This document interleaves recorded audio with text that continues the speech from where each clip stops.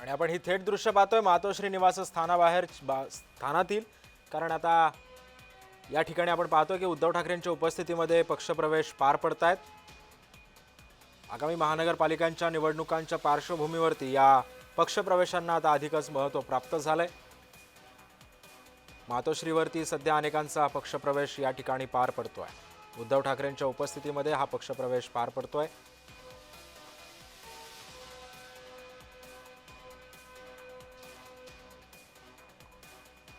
मातोश्रीवरती आता हा पक्षप्रवेश सोहळा संपन्न होतोय। आगामी महानगरपालिकांच्या निवडणुकांच्या पार्श्वभूमीवरती या पक्षप्रवेशाला आता अधिकचं महत्त्व प्राप्त झालंय।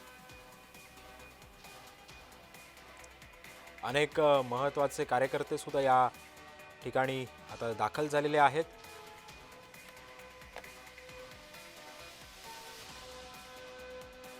आपण पाहतोय मातोश्रीवरती उद्धव ठाकरेंच्या उपस्थितीमध्ये हा पक्षप्रवेश जो आहे तो आता पार पडतोय। पण कैलास पाटील सुद्धा या ठिकाणी उपस्थित आहेत। या ठिकाणी सध्या जो पक्षप्रवेश आहे तो आता पार पडतोय। आगामी महानगरपालिकांच्या निवडणुका, झेडपीच्या निवडणुका या पार्श्वभूमीवरती सध्या हा पक्षप्रवेश जो आहे तो या ठिकाणी पार पडतोय। उद्धव ठाकरेंनी आता शिवबंधन बांधून या सर्व कार्यकर्त्यांना जे आहे ते आता ठाकरे गटामध्ये सामील करून घेतलेलं आहे। त्यामुळे आता धाराशिवचे हे सर्व कार्यकर्ते आहेत।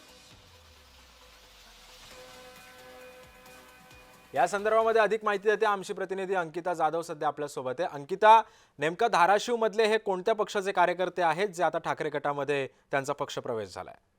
पद्धतीने आपण पाहतोय की आगामी स्थानिक स्वराज्य संस्थांच्या निवडणुकांच्या पार्श्वभूमीवर सध्या विविध पक्षांमध्ये कार्यकर्त्यांचे पक्षप्रवेश होताना पाहायला मिळत आहे। यातच ठाकरे गटात मोठी इन्कमिंग सध्या पाहायला मिळते। धुळ्यातील महत्त्वाचे जे पदाधिकारी आहेत त्यांनी ठाकरे गटात हा पक्षप्रवेश केलेला आहे। त्यामुळे एकंदरीतच धुळ्यामध्ये आता ठाकरे गटाची ताकद वाढेल असं दिसून येत आहे। सिद्धेश, आपण पाहतोय अंकिता की यामध्ये कैलास पाटील सुद्धा आपल्याला या ठिकाणी दिसत आहेत। कैलास पाटलांच्या नेतृत्वामध्येच हे सर्व कार्यकर्ते जे आहेत ते मातोश्रीवरती आता सध्या पक्षप्रवेश त्यांचा पार पडतोय। काय अधिकची माहिती आहे?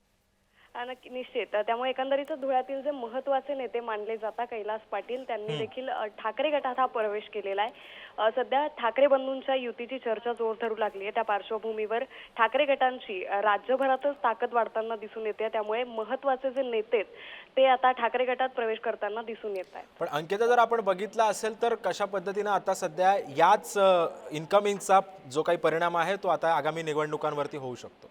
निश्चित, एकंदरीतच जर महत्त्वाचे पदाधिकारी ठाकरे गटात प्रवेश करत असतील तर ठाकरेंची ताकद वाढणार हे निश्चित आहे।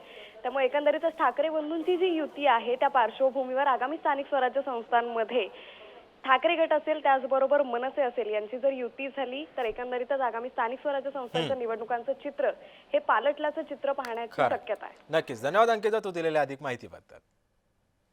त्यामुळे आपण पाहतोय की सध्या मातोश्रीवरती अनेकांचा पक्षप्रवेश सोहळा पार पडतोय। आगामी महानगरपालिकांच्या निवडणुकांच्या पार्श्वभूमीवरती या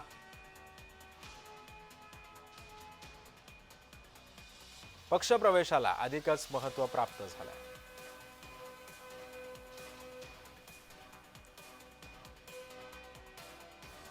सध्या आपण पाहतोय मातोश्रीवरती उद्धव ठाकरेंच्या उपस्थितीमध्ये सध्या हा पक्षप्रवेश सोहळा संपन्न झालाय।